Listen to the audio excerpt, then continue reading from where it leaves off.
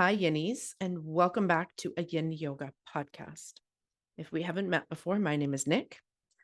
In today's episode, we are going to be doing our part 2 of our little Yoga Alliance mini series. So if you missed the first one, you might want to go back and listen to that one first, because our first guest in that one, Suzanne Doolin, does a really good job of kind of breaking down from an educational perspective, Yoga Alliance and what it is and what it isn't.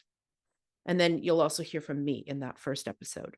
In this episode, I have two guests, and I wanted to have sort of a range of folks that have been doing this for several years, many years. We're trying to figure out what's a nice word to use for experienced teachers, because the word experienced teacher doesn't mean anything anymore, thanks to Yoga Alliance. I don't have a good word for it. Maybe you all can let me know. Are we seasoned teachers? We're not senior teachers because we're not seniors. Anyways. I digress. But the first guest that we have, I'll introduce to you now, and then I'll pop in again and introduce the second guest. The first guest is Brea Johnson. And Brea is also a fellow Canadian. So that's always kind of rare and neat when that happens. And here's a little bit about Brea. So Brea Johnson has been teaching yoga and anatomy and movement since 2003. She regularly teaches workshops and trainings around the world and is the founder of Heart and Bones, a globally recognized online platform for anatomy-informed yoga, mobility, and inclusive practices for both yoga teachers and everyday people. Heart and Bones offers online yoga, education, and teacher training where functional and inclusive practices are celebrated and encouraged. So that's a bit about Brea. And when you hear from me again, I'll be with Brea. Hi, Brea. Welcome to a Yin Hello. Yoga podcast. Hello. Thanks for having me. My pleasure. So I reached out to you for this episode because I know that I didn't know till I saw on Instagram that you are not affiliated with Yoga Alliance. And I know that you've been training teachers for a long time. I also know that you're a veteran, I guess, or what were we saying before? Record senior teacher, which makes both of us feel we feel a little weird saying a senior teacher, but you've been teaching a long time. And so you've seen the gamut of, yoga over the course of this time. And also you train teachers and you're a fellow Canuck.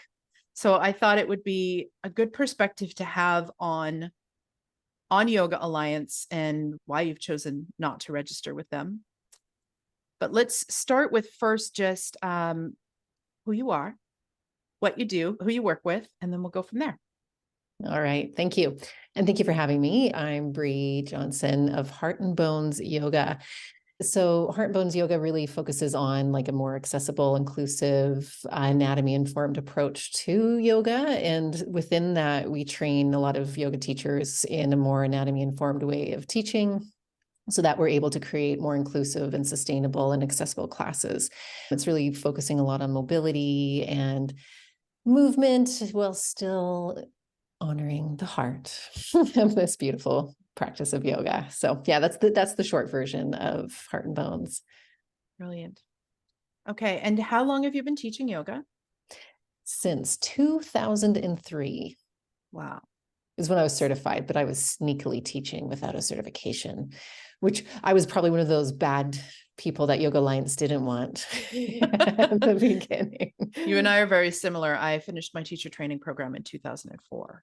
So, and of course, a lot has changed since then and now, that's for sure. When you graduated your first teacher training program, what had you heard about Yoga Alliance? Was it even introduced to you as an option? Like, where was that for you?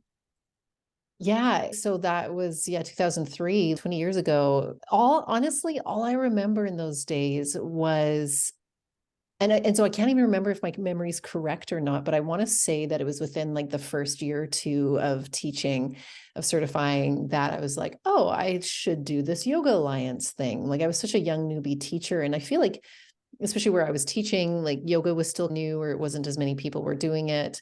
But I was like, oh, this is what you do. And I think I signed up for them for maybe that like first year. And then I think if you have to renew it every year, I probably stopped renewing it because I probably pretty quickly didn't see any benefits. But and I'm also somebody who's naturally a little bit more questioning about things. And I think that if I have a strong gut on certain things, I think even in my 20-something-year-old self was like, I don't know about this, and just stopped. And I was actually probably super broke as well. Knowing me in those days, it would have been like, I'm a broke yoga teacher trying to make a living here, doing this full time. Is it worth paying for this every year? And I don't think it was, and stopped doing it and barely thought about it again since. Okay. Until I needed to start teaching teachers. And then that Yes, that was going to be my next question. And then when you started running teacher trainings, were you then sitting with that decision again of like, oh, should I register? Should I not? Or were you pretty much sold that like you weren't going to bother?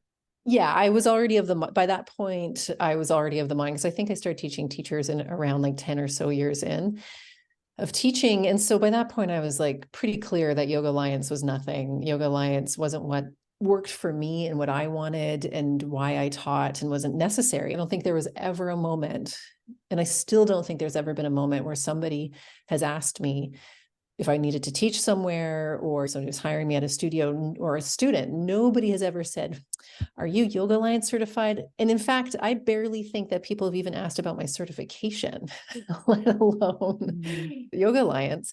But so by that point, when I started to teach my own teachers, I just had this whole thing where I was like, again, that part of me where I'm like, screw you, this is bullshit. This is kind of like, how dare they? It's a scam, and that kind of thing. Because I felt frustrated, because I felt like I was being forced to play the game. If I wanted to have my teacher training, and I wanted to have it seem legitimate, and I think there were people coming and being like, are you Yoga Alliance certified? And that would make or break whether or not they wanted to take the course, to take the training. And I hated that, because I hated the fact that I was being forced potentially to sign up for something I didn't agree on, something I didn't believe in, something that I didn't feel actually served what I wanted to teach, how I wanted to teach, and the people that were coming to my things. But if I wanted to have a viable teacher training business, let's say, I maybe had to go down that route. And that was my little rub that had made me mad to no end, where I was like, no, I don't want to play the game. And so over the years, I've done both. I've done teacher trainings with other teachers where they're Yoga Alliance certified. So we were able to be Yoga Alliance certified. I think we put me as a guest teacher, even though and this is again, this shows how Yoga Alliance is, they don't do any follow through, to my understanding, because I was still one of the head main teachers, but according to Yoga Alliance, I wasn't. And so we had to like game the system a little bit, and and even that didn't sit right. And then the Heart and Bones teacher training that we've been running since, I think, like 2017 or 2018, that very clearly did not want to do Yoga Alliance. I'm sure over the years, there's been some people who haven't taken our course because of that. We get questions every year about it, but definitely more people than not don't care. Because one of my answers to this is, why don't we do Yoga Alliance, is because for me, there's a lot of answers, but one of the big ones, it's like quality over quantity in a way. It's just for what I know as a very experienced teacher. And if I'm going to teach other teachers certain things, I know what works as a teacher. I don't know everything, but I also have a pretty good idea of what works, of what teachers need in this world, in this ever-changing yoga world. And especially because I come from this very much anatomy informed place, I don't know if it's changed because I don't follow what Yoga Alliance does, but historically, any sort of anatomy stuff was very minimal compared to the rest of it. And it's not to say the rest of it's not valuable as well. But realistically, when most people are teaching a yoga class here in the West, it's a movement-based asana practice. And so if we don't really spend enough time on that applied anatomy, on biomechanics, on understanding how joints and muscles move, we're really, because to me, that's number one, to create accessible and inclusive classes. That means your classes are supportive for most people. And to me, and then that's yoga, right? So it's an inclusive, like ahimsa practice here. And Yoga Alliance doesn't have room for that. So I'm like, you know what? I'm sticking with what I know to be true, because I'm going to do that. And if there's going to be people that don't want to do my training, Fine. And then it sucks though, because there have been people in the past where it's like they really actually wanted to take what I wanted to take, what you were offering, but maybe they're in a location or something, or maybe they had the idea that it was Yoga Alliance or else. And then they end up having to do a training that they don't care about as much. Especially if it's their first training. But on the other hand, we all know that as teachers, you don't just take your first training and stop. Like Hopefully. you're going to be, yeah, hopefully, even if you're following the 100-hour system that they've created, most teachers are going to have a 200 and then go to a 5 at some point. And it's unfortunate, yes, if they don't join and they take some other program just based on that. But also, I think it's a bit of a lesson there, right? Because they're going to take a program that maybe they don't love as much, but now they might feel more comfortable to be like, well, look, I already have this Yoga Alliance stamp. Now I can just go take whatever trainings I want for the rest of my. Yeah, very good point. And that is something that, because our training is online and because it serves a whole global audience. And so and it's this odd combo of 200, 300 hour. It works. If you've done a teacher training already, you get a 300 at the end of this course. If you've done a 200, if you're a new teacher or not, 200, you get that. And it's this hybrid kind of course. And yeah, that's what we've told a lot of our people too. Yeah, it's okay, cool. Go do that first thing. Get your Yoga Alliance if that's what you really feel like you need to do. And then, yeah, come and do that. So that's a nice option for anybody if they want to do that. Find a reasonable 200 hours. Yeah. I'm like you in that I tend to be a little bit of a questioner, like since childhood. And that was my points too with it, with Yoga Alliance, was just like, okay, but what are the benefits of this? What do I get out of this deal? And there just wasn't many. And I'm also not much of a joiner. I tend to be a little bit of a lone wolf, and I like to circle around things for a while and stick my paw in and give a couple smells before I decide if it's going to be a good fit for me. And the more I did that with Yoga Alliance, the more I was just like where's the benefit? Why? Yeah. And the reason that I reached out to you is because I saw something you posted on Instagram. I think it was a live or something, or a video about where you talked about why you're not registered with Yoga Alliance. And I think it was one of those, for anyone who doesn't know me and hasn't heard this before, kind of thing. I think that new teachers feel like, first of all, I think that there's the mistake that Yoga Alliance is a governing body or a licensing agency. And it's just not. It's not even close. It's a club that you can choose to join or not and pay dues to, really. Yeah. And where do those dues really go? I don't really remember, but I think there was like, wasn't there please, somebody needs to fact check this, but I think there's something about like an outrageous amount of money that Yoga Alliance has. And I think they're a registered nonprofit maybe, but that, like, where's that money going and what's it going back to? And are they subsidizing low income teachers or opportunities like that was happening? I hope so. And that would be really cool and a benefit.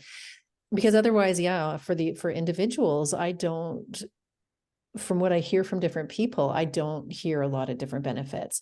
Or quite often I'll get people reaching out, oh, is that workshop you're teaching Yoga Alliance CEUs and stuff? And so then again, some people, because it's not, some people won't or can't, they can't, because they have to spend money. Yeah. Getting these continuing education credits.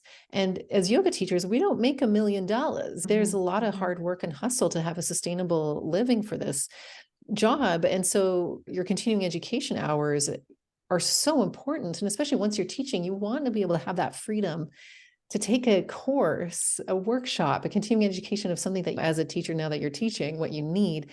But if that, it just, yeah. So again, that rub of them kind of forcing you into this box. And not to say that, please don't give the impression that I'm saying that anybody who is registered for Yoga Alliance is not good. And there's still great, worthwhile, high level workshops and trainings and courses out there, but it's the big picture principle of it. Because I don't think they really do, or I don't think they try to dissuade the image of them being a governing body. No, they're not. They're really promoting that, I think. Yeah, they never directly say they are, but they also never say they aren't. And the languaging and the marketing of it does give the impression that they are the primary agency that you need to register with, governing body, if you want to teach yoga. And That's just not true. Now, I know many years ago in the US, there were a few states that were trying to start to make yoga licensure. Ooh, licensure, that word. I know they were trying to, like they would with other trades, they were trying to pull in government regulated education for yoga. And I know that at the time, Yoga Alliance, I don't know what year this was, I'm sure it's easily Googleable, did actually do a really good service of fundraising and got petitions and lawyers and things involved to prevent that from happening.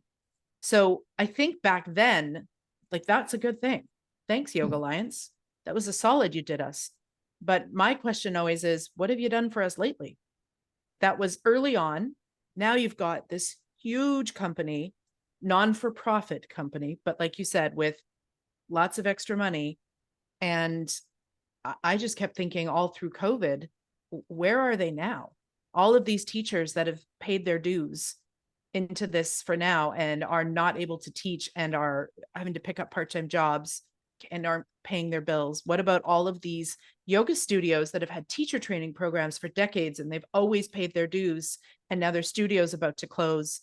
Like, where is this excess surplus going? It's not going back into the community that I can see. And so I'm with you on that. It's if that was happening, I'd be more likely to jump on board and say, okay, if we're going to actually help out with scholarships, for example, with people that really want to take yoga teacher trainings and can't afford them, or if you're going to have a process where people can apply for grants to keep their yoga businesses afloat in hard times, then I'd be like, okay, I can see that this has some value to it. But especially as Canadians, which we both are, if you think about their annual fees and then you translate that into Canadian dollars, it's more.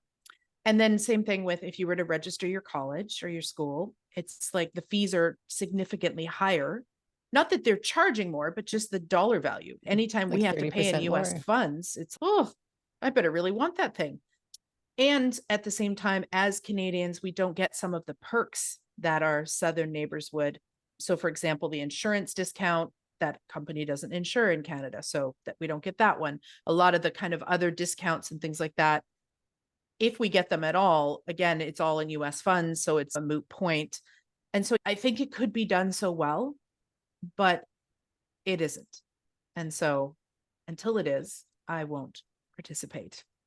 I think that's maybe why many studios or whatever studios out there, let's say, no, you can only teach here at my studio if it's if you're Yoga Alliance certified, because it wants to have a sense of legitimacy, because otherwise it really is the Wild West of yoga. It's really, I laugh as somebody who teaches teachers. That certification at the end of the day means nothing. Yeah. Like my certification that I give is a piece of digital paper. Me too. It's a certification that you attended this program and did your assignments. Yeah, exactly. That's essentially what it is. So if you're a student looking for a teacher training, 200, 300, whatever it might be, you have to do your due diligence no matter what, including if somebody is Yoga Alliance or the school is Yoga Alliance certified or not. So I can see how in a way it would be nice. We look at different professions. There are very clear governing bodies, there's scope of practices. I think you made a really interesting point with what Yoga Alliance is or isn't doing with that excess of funds, especially as a nonprofit, and what you're saying around the pandemic, because it made me think about the actors' strike, or if this was unionized in some sense, because when strike happens, some of the paying of the dues into the strike is money back to the people.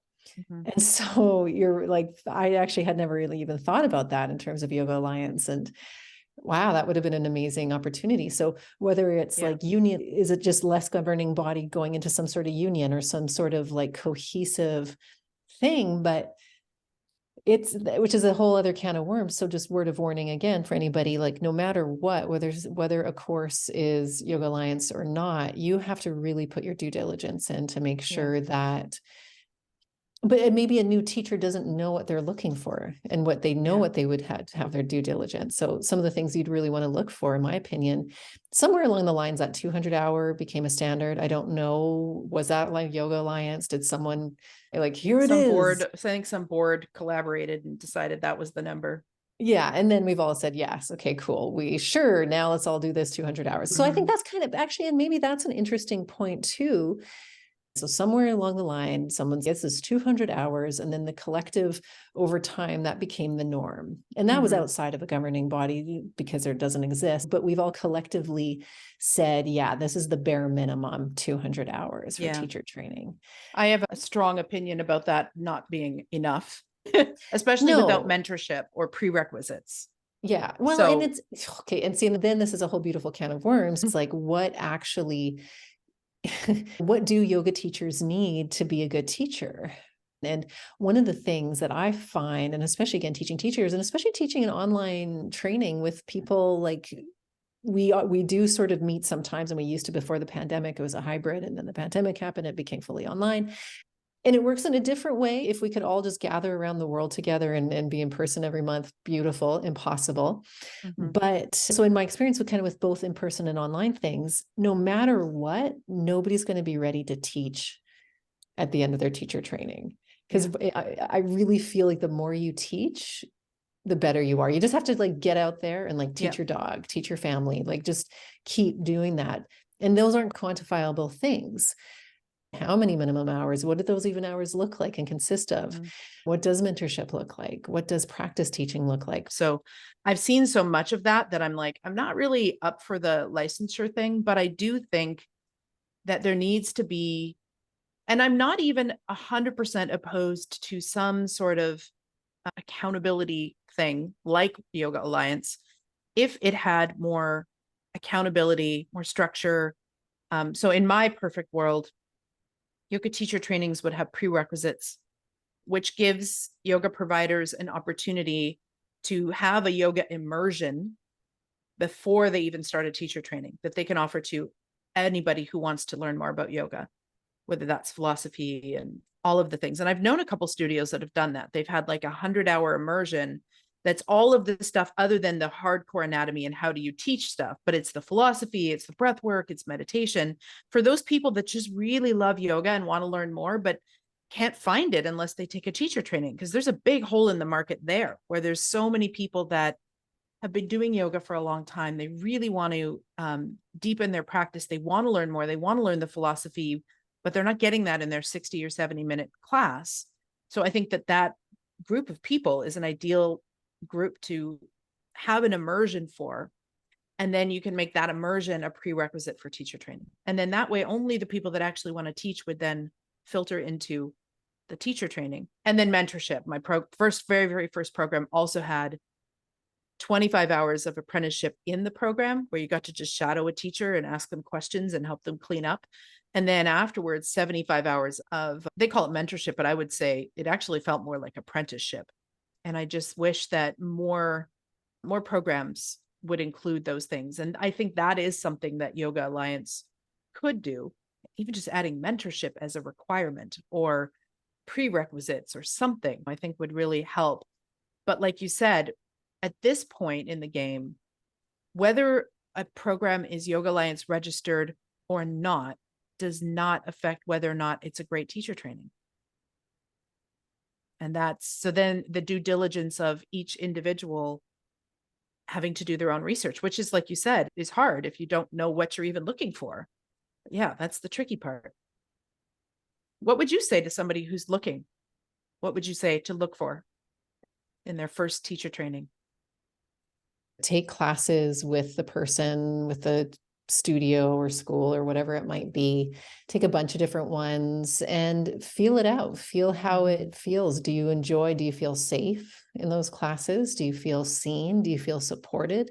So I would really like get picky. Be picky when you're finding people. Be like, find the places that you feel seen and you feel comfortable and you feel like you can be yourself. That's like my huge number one.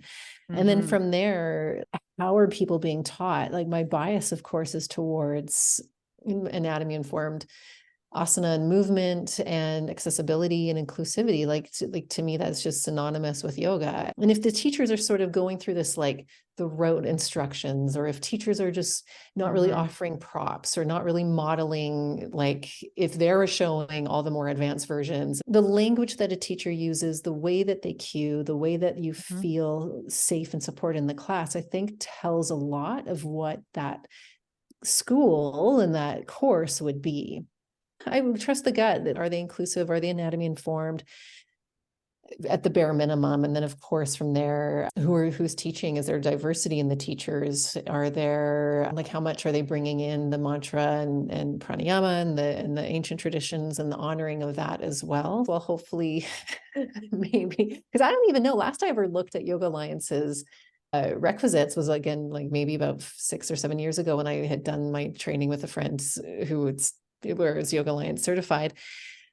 And I don't remember there was anything about like inclusivity in terms of like what we as a yoga school had to teach. It was like, let's say 15 hours on anatomy, 20 hour, I'm just making up these numbers, but like off the top, like 20 hours on philosophy. But I'm hoping now they've adapted and even just talk about accessibility. But see, for me as a teacher, I'm like, I get so passionate about this because this is why we need a huge, more than 15-hour chunk of anatomy. Because when I say anatomy in my trainings and everything that I'm teaching, I do not teach anatomy like, here's the origin and insertion of the, and I say this in everything where I'm like, I literally don't care if you know the muscle or not.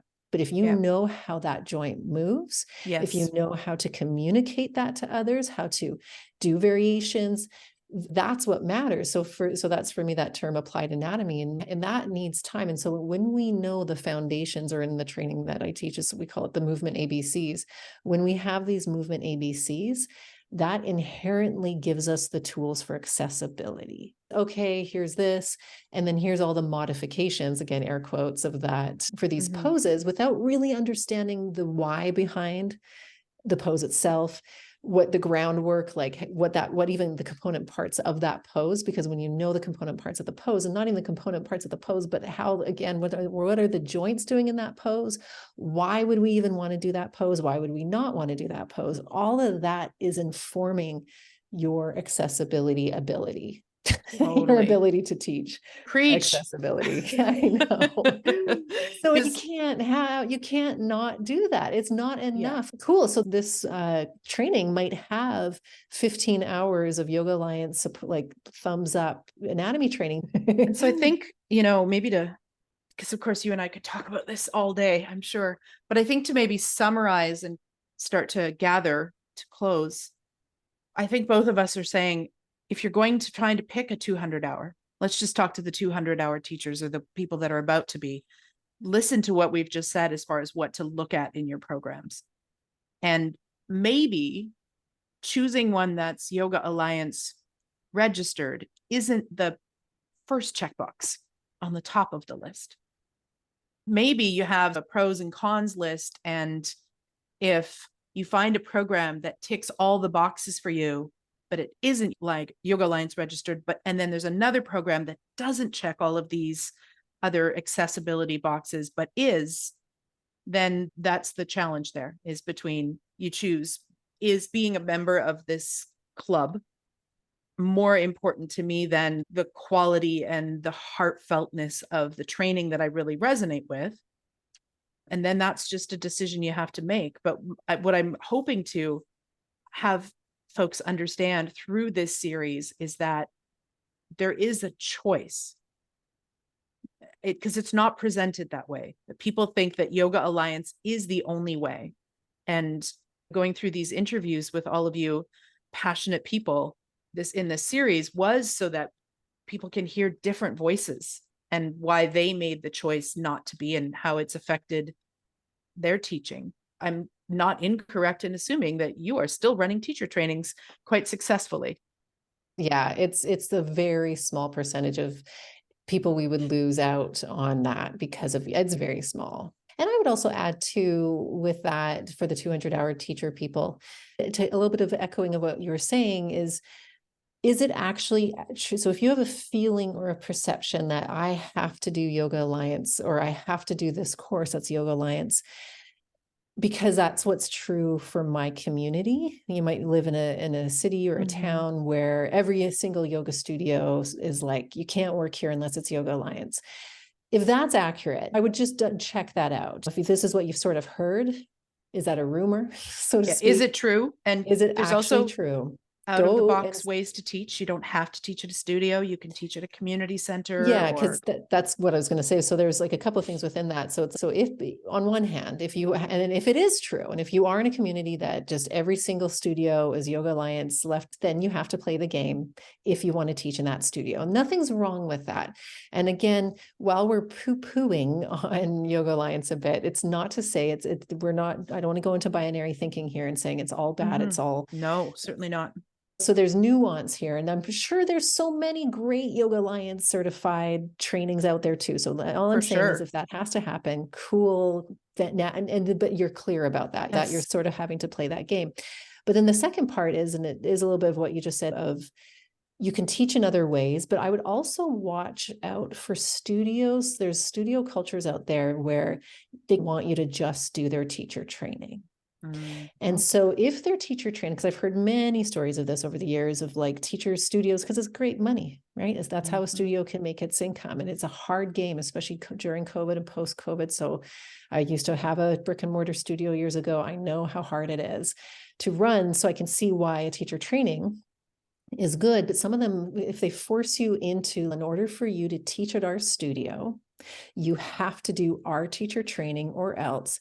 To me, I'm going to say that's a pink or heading towards red flag, because sometimes, especially if they're trying to get 20 to 25 people in that teacher training. So, and yearly, are they actually hiring that many people? Are you actually guaranteed? Or are they just saying in order to maybe teach here one day? So there's layers of stuff to really be critical about, put on those critical thinking lenses and just go. And if that is the case and you're kind of get a no feeling, trust that no feeling and trust that you are able to teach in community centers, at rec centers, rent out places. There's church basement. Yeah. Totally. Yes. Like whatever other spaces, and you just hustle a little bit. Yeah. So it's just there's layers to this. And so for a lot of us, it might be location wise and we might have to, but there's other ways that you can get around it if you don't need to.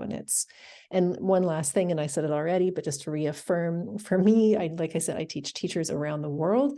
I've been teaching for 20 years. The amount of times I've ever heard anybody ask myself or anecdotally from the teachers that I've trained over the years around the world of how many people have actually been asked about their Yoga Alliance is like negligible. Yeah. The only time I was ever asked is when I was going to become part of the faculty of another studio's program. And they said, "Oh, you're Yoga Alliance registered, aren't you?" I was like, "Nope, didn't change anything." Yeah. It did. I didn't lose the job. They just assumed I was because I'd been training teachers for years. So they just made that assumption. And, I still got the gig and I was brought in as whatever I don't remember what there's something in there where with Yoga Alliance where you can bring in like an outside expert that, And so, it was a small module that I was teaching and it was fine. But I have never once had anybody trying to hire me for yoga ask me, whether it's a studio, even the private corporate therapeutic stuff that I do for like, mental health stuff, like no one has ever once said, "Are you Yoga Alliance registered?" I've never once had a student say, "Are you Yoga Alliance registered?" They don't even know what it is. This is the thing. This is like an industry insider thing. Yeah. And So I'm hoping that this interview has helped to just kind of educate people a little bit more too on like what Yoga Alliance is, what it isn't, where it might be necessary, where it probably isn't. And like you said, if you see the value in what Yoga Alliance is offering and that's important to you and you make that decision, just please do, but do it with open eyes as to this is what Yoga Alliance is. This is what it's not.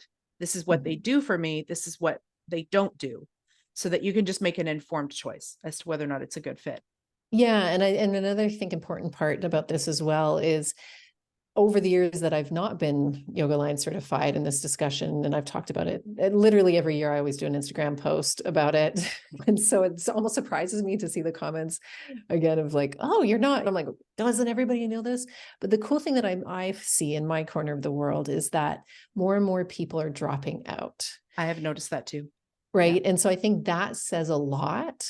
And it's like maybe like the forerunners, but like we did it when it was less popular and it was a little bit more risky to not be part of Yoga Alliance. And Now it's less risky, even more. So it's really nice to just, so I want to affirm that for anybody else, like trust your gut. If you're questioning it and you're going, well, truly, why am I doing this in the first place? And it's not because it's going to affect out what classes I can or can't teach, then maybe you're not alone. You're not Yeah. alone. And there's a big sea change of people not doing it. I noticed there was a, Hold on, slash, if you do decide to do it, then you're still wonderful and you're a great yeah. person. And We're not judging you at and you all, can at all. register and then unregister if it doesn't serve you, or you can not register. And then as long as your program was Yoga Alliance approved, you could register later. Like this doesn't have to be a life or death situation. I did notice a big drop off even before, in the before times, as one of my Yeah, students calls it, COVID, pre-pandemic. I noticed that there was a subtle trickle of people that were just like, both teachers not choosing to register again, but also a lot of people that running teacher trainings going, do I need to keep this? And then I noticed because of COVID, it's been even more. It's been a bit of an avalanche situation. I think some of it just comes down to straight up bootstrapping. Their income's shifted and they had to really take a look at, like, where am I spending my money and what could get cut here? Yeah. Yeah. I'm like, anybody listening, thank you for gathering information and listening to us kind of ramble around different parts of it, and keep searching out and it's not all bad. It's not all good. Maybe it might just bottom line come down to an economic question for yourself. What am I getting out of this? And can I get more in a different way and reinvest that money into something else, into courses that you really do enjoy, or into marketing your business? There's a lot of wonderful ways to spend that money that you might not need to save it. Brilliant. What a perfect way to wrap it up. Bree, just let everybody know where they can find you on the interwebs. All right. You can find me heartandbonesyoga.com for our membership. So you can get a taste of what these anatomy informed, accessible, loving, and inclusive classes feel like. And for the Heart and Bones membership, also, of course, Heart and Bones teacher trainings and education courses. Lots of fun stuff on Instagram is probably where I post consistently. So Heart and Bones on Instagram, but also YouTube and Facebook as well. So basically all socials, but yeah, Instagram is kind of the main one. So but all Heart and Bones Yoga on all of them. Exactly. Yeah. Brilliant. Thank you so much for your time and for sharing, because you've been in this industry for a long time. So I think it's so nice for new teachers to hear from, I don't know, recalling ourselves veterans, senior teachers, I don't know, whatever we are, experienced teachers, the gamut of where this started and where it is now. Yeah, I agree. And then, but even one last extra point, we had talked about beforehand that experienced teachers. So you had mentioned to me, I didn't realize this, that the grandfathered in thing. So you and I, as highly experienced teachers, would not be considered. Yoga none Alliance of that. Registered. Yeah, because they don't grandfather mother. Actually, I prefer grandmother. I tend to say grandparents because I'm like, how do we gender neutrify this? Yeah, and that's part of what I'll share in my snippet. There is teachers who've been teaching for decades. There are teachers who have done serious studies in India and a whole bunch of extra things for, in direct discipleship kind of apprenticeship models, and then also done a whole bunch of other training, who are not Yoga Alliance registered because at some point Yoga Alliance removed the ability to grandparent in, which is on the list of top 10 beefs I have with Yoga Alliance. So none of our experience and trainings and education would be considered. Oh, so yeah, great. Yeah. Anyways, okay. Thank you so much. Thank you. Thanks for having me. My pleasure. Okay, Yennies, welcome to part 2 of part 2. This is my interview with Alexandria Crow, who commonly goes by Alex. Alex is a friend and fellow disruptor in the yoga world. And here's a little bit about her before we dive into the chat that we had. Alex is an internationally respected teacher's teacher who leads teacher trainings and workshops around the world. Through her yoga physics methodology, she aims to clearly explain the what, whys, and hows of asana, meditation, and yoga philosophy, making the practice approachable for everyone, of every level, and of every walk of life. She shares this sustainably and mindfully, in her in-person continuing education workshops and online Deconstruct to Reconstruct course, as well as her 300-hour teacher training intensive, trains teachers to be better informed on yoga philosophy and history, the physical mechanics of the body, and how to apply that knowledge to asana, as well as how to ethically lead group classes that are accessible and sensitive to all. Her yoga physics mentorship program is helping teachers build on their strengths while discovering their own unique voices. Alex's courses add techniques that retrain the qualities that students love about yoga classes, but allow students to engage in personal inquiry with agency at a much greater depth. The class formats and teaching tools that Alex offers are sustainable and accessible for anyone who wants to take class, regardless of circumstance, and that teach yoga's philosophy in a real-time, experiential way. Alex's emphasis on paying attention and her insistence to each individual respecting their own uniqueness encourages them to love and celebrate who they are. And it's this love of their own unique perfection that creates a true change in her students so that they can connect more grace to themselves and to others in the world. Booyah to that. So when you hear from me again in a few moments, you're going to hear me and my chat with Alex. Hey, Alex, welcome. Hello. Thank you for having me. It's so lovely to finally chat with you in live voices instead of thumbs, as you mentioned before we start. Instead of via Instagram or text or what have you. Exactly. So the reason I thought it would be great to have you on to talk about Yoga Alliance is because you've got a bit of a different situation, yet similar to mine, and you've got a boatload of information about Yoga Alliance. But before we dive into all of that, maybe just share briefly who you are for anyone who hasn't heard of you, and which would be surprising, but it's possible, and what you do. All right. It's totally likely, actually, that they don't know.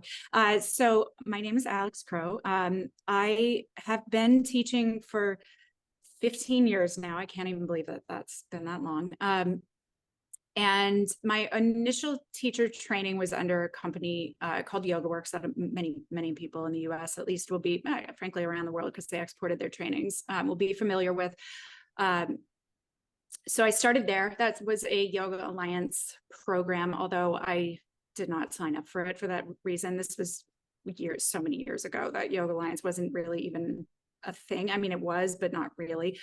And it came up at the end of that training, like, should we register? And they were all like, no, don't bother. It's just giving your money away. And so then I didn't. And I went and actually did a one-on-one mentorship with my initial teacher for years and was his assistant, not only assisting through programs, but also helping with materials and developing his programs. And so I had tons and tons of experience with that. And then I kind of pivoted over time. I had a bunch of injuries that changed my perspective on how practices are taught. And I went from thinking that a yoga practice was accessible and sustainable to realizing that that's not the truth of the matter in how it's generally taught.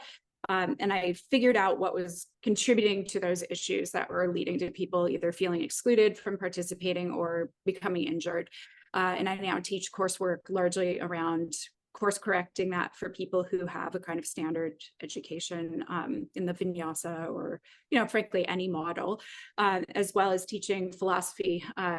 That's my other side coursework, anatomy side, and then philosophy side, because that's my only driving force is the teachings behind the practice techniques. And they're largely missing out there. And so as they're my favorite topic and my favorite one to teach, that's where I spend most of my time, doing a bunch of philosophy breakdown and rebuild and a bunch of anatomy breakdown and rebuild. Awesome. And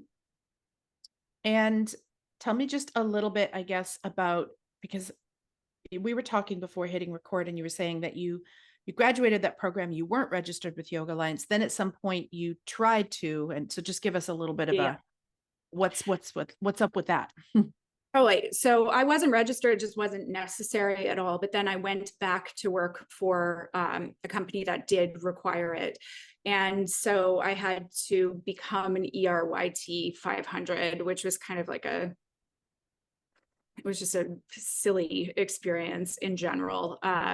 Because they'd ended their grandfather program. And so it was just this hodgepodge of like nightmare ordeals that kind of exposed how rubber stampy the organization is and how they don't truly care about what somebody's actual education is or what their experience is. They really just care if it is done through channels that are paid, because technically I'd done a 300-hour plus. I'd done thousands of hours with my teacher, but he had not paid Yoga Alliance yet for the 300-hour rubber stamp. He'd only paid for the 200-hour one, so they wouldn't count that initially. And then we went around the back door and eventually got that. But it was something where I was very adamant about not wanting to participate the whole time. I was like, why is this necessary?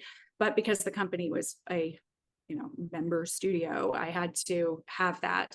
And I'd always let my dues lapse and get yelled at, and the only time you get yelled at, you realize actually, is when somebody goes to register their diploma. Otherwise, nobody cares, nobody checks, none of that. But when they register a diploma, they check if the person has paid their dues, whose name is on it as the teacher, and there you go. So I ended up registered, and then as soon as I left that company, I stopped. I had no intention of continuing to participate, especially because I'd started traveling and realizing the impact that Yoga Alliance had on the quality of not only classes, but education out there, and how it had set out to prevent the very thing it caused. And so there was no way that I wanted to participate in that. I'm also like that kind of person that doesn't really believe in professional organizations like that and their utility. They tend to cause a lot more problems and gatekeep a lot of things a lot more than they actually solve issues. So that's how I ended up where I am. So technically I was an ERYT 500, but I haven't paid them in God knows how long now. Almost 10 years. No, 7 years, 8 years, 9 years. For anyone who's listening and doesn't know what we mean by grandfathering is a process where you can gather all your credentialing and experience and then present it. Because what happened when Yoga Alliance came on the scene is, of course, there were so many teachers who were already teaching yoga and had been for many, many decades, but technically wouldn't have been approved as a Yoga Alliance teacher because, they actually studied with, I don't know, people in India, or, did like hundreds and hundreds of direct apprenticeship, or like long before teacher training programs were a thing. And so initially, and I don't know what years this was around, Yoga Alliance did have the ability for people to grandfather so that you could gather your credentials, your teaching experience, your training, get a letter from the teacher, break down your hours of whatever, and you could submit it. And then they could approve you based on what you had done. And then at some point they stopped doing that. Yep. So basically the only way that you can register with them now is if you take training with a school who has paid Yoga Alliance for that rubber stamp on your certificate, for those initials of YA on your certificate. So just in case anyone's like, what is grandfathering? Similar situation to me, but I'll share my stuff in another little snippet episode. So you basically only registered because of this one employment opportunity. And then when you were done with them, you were like, forget about it. Yep. Yeah.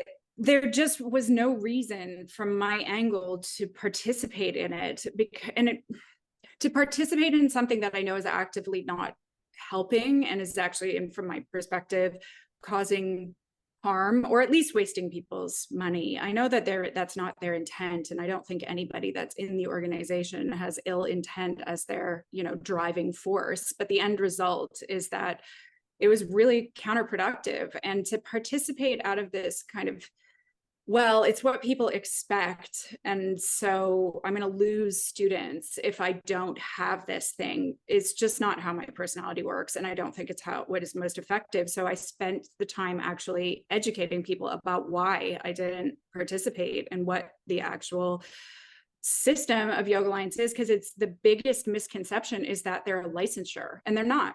They're not a licensure. They're no different than a phone book. They're a registry, and it's a voluntary registry where what you get in return is a listing on their website, and I guess these days access to some free stuff and discounts on like mats and clothes and those things, and some free education that they put up on their website from, like, you know, whoever they deem worthy of doing that, I suppose, from one angle or the other. But that's all. They're not going to come out and check whether what's being taught is, you know, well done. There's no process that they have in place for grievances that actually goes anywhere. You know, you can send your grievances all you want, but they have no enforcement ability except to strip people of their stamp, which is technically meaningless because there's no licensure. So you don't lose your ability to teach, you just lose the stamp. But that doesn't mean people won't hire you. So you could have somebody, you know, that involved in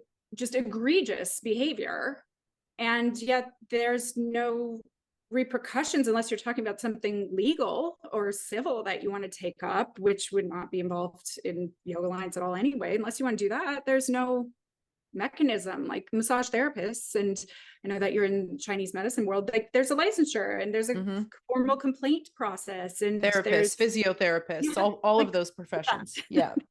They have those things. And, you know, while I have my issues with licensure, if you're going to act as a licensure, then, and position yourself as such, then you should at least have those abilities. But yoga will never be able to have those, and Yoga Alliance won't really have those because of the umbrella that it falls under. It's a spiritual pursuit, which means that licensing it is off limits. I think a lot of times, especially newer teachers who, you know, just maybe haven't been around in the yogaverse long enough to hear kind of different perspectives, or to even know or remember a time before such a thing as Yoga Alliance. You know, it is, and this is a absolute critique that I will 100% stand behind of Yoga Alliance, is that they position themselves as if they are a governing body, and they are not. But they're not. Yeah. So, dear yoga teacher listening, if this is you, if you're a new teacher and you're like, wait, what the fuck? What? Yeah. So they cannot and do not certify you technically, because there's no way to do that because you're not licensed. And so really all you're paying for is to be part of a club. Yeah. That's the way I always say it. It's like you're paying to be part of a club. And there are some perks, although I will say, as a Canadian, or any Europeans or anyone else listening who does not live in the US, the perks are pretty slim because I can't get my insurance through them. You know what I mean? A lot of those like discounts and things, it's like they're US based, so they're not overly useful to anyone who's not in the US. They have some workshops and stuff they're doing, but like, you know, you could just save your money and not register with them and spend it on a workshop, you know? Exactly.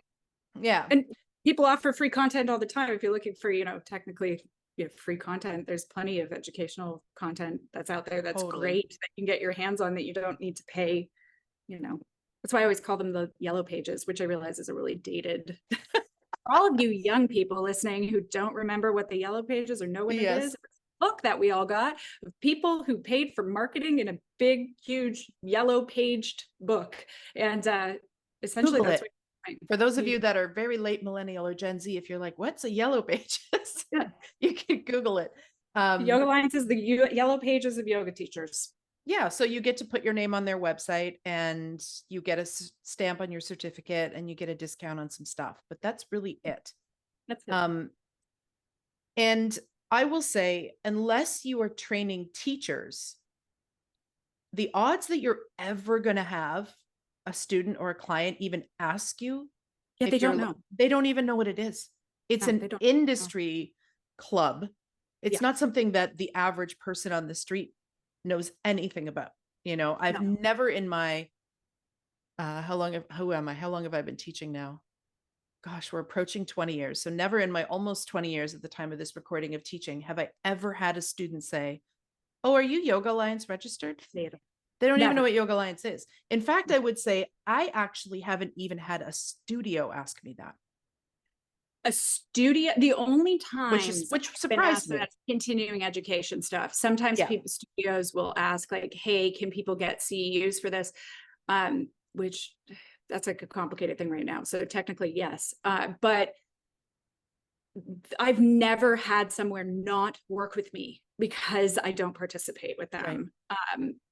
Now that original company, that would have been the case because it just would have been, that was like what they had to do for that teacher training program. But otherwise, not a single workshop, nothing, not a studio class, nothing has ever required that. We weren't even required at that company I taught teacher trainings for. We weren't required to be Yoga Alliance registered to teach on schedule. It was only for teacher trainings. Yeah.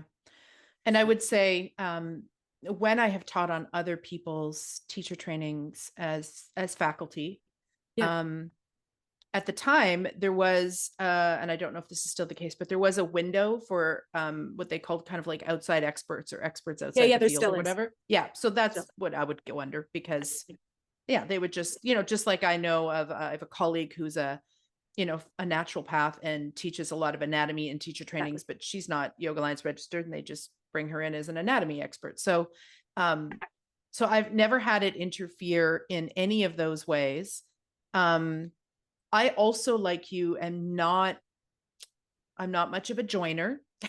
Don't really, now that being said, I will say at the time of this recording, I am still registered, as far as I know, with the International Association of Yoga Therapists. I did that when I graduated, unsure as to whether or not it would prove worthwhile or whether or not I would see the benefit of it. And to be honest, other than at the time, and I'm no longer teaching from them, I was teaching in a yoga therapy college. So it I needed it for that. But that's actually not even why I did it, because I wasn't teaching with them at the time. Right. I just did it because I was like, well, I don't have any initials behind my name. Why not these ones, And who knows if I'll keep it. It really depends. To me, I really look at the situation and go, is there a benefit to this for me other than a small tax write-off?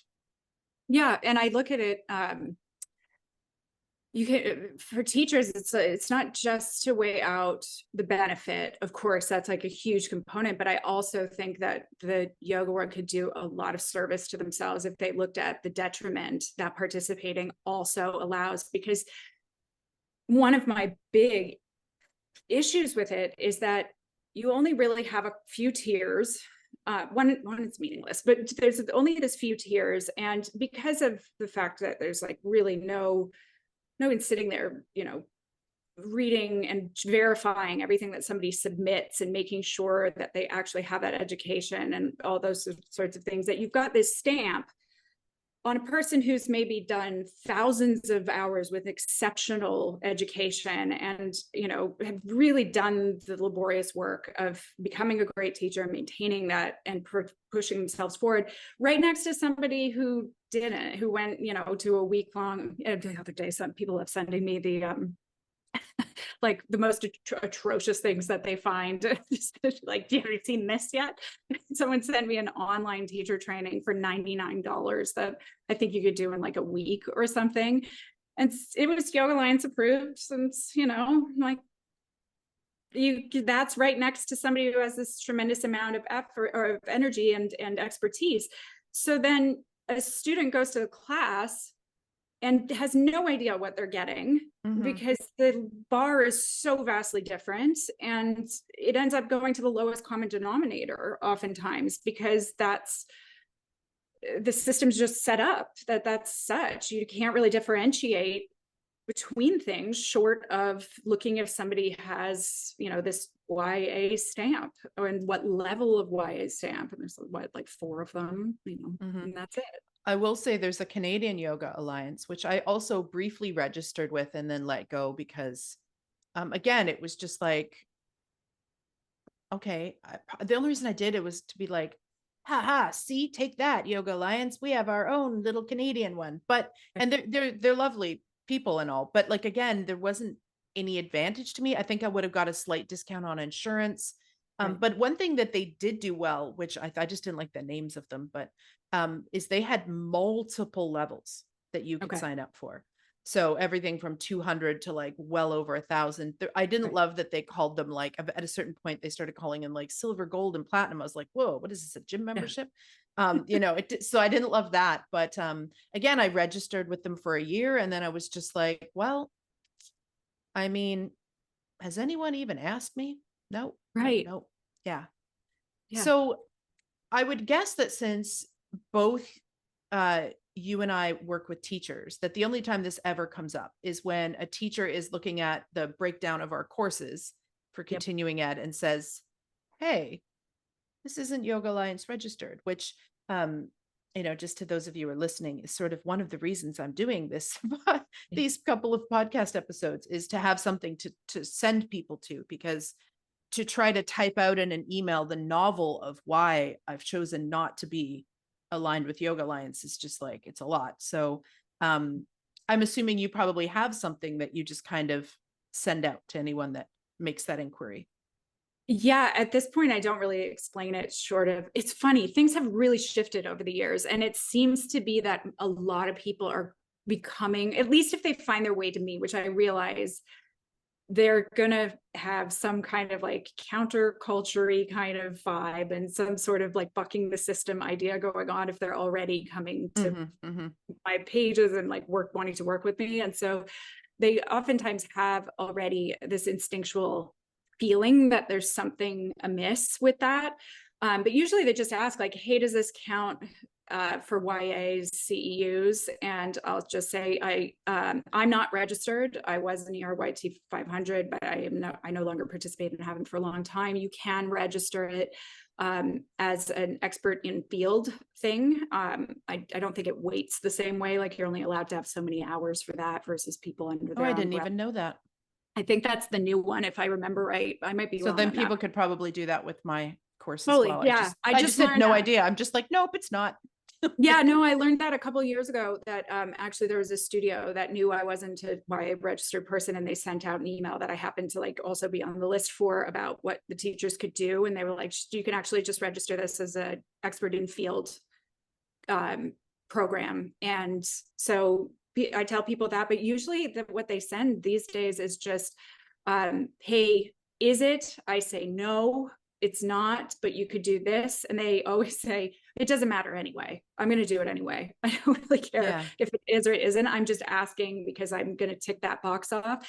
And other than that, like I have a tab on Instagram, and that like, I think they're getting rid of highlights actually, but in those highlight little, I don't know. I got some notification. I might, oh no, it was that places thing they did, or recommendations. So I have a highlight tab that's all YA stuff. And it was just a survey I did asking people what they thought of YA and if they participated. And then I wrote a bunch of commentary under people's responses, but it was kind of in general in line with, most of it was in line with what we're talking about. And so I just sent people there if they're unfamiliar with what that organization is about, and whether they should or shouldn't participate. I'd also just give people, you were saying it isn't really valuable in Canada.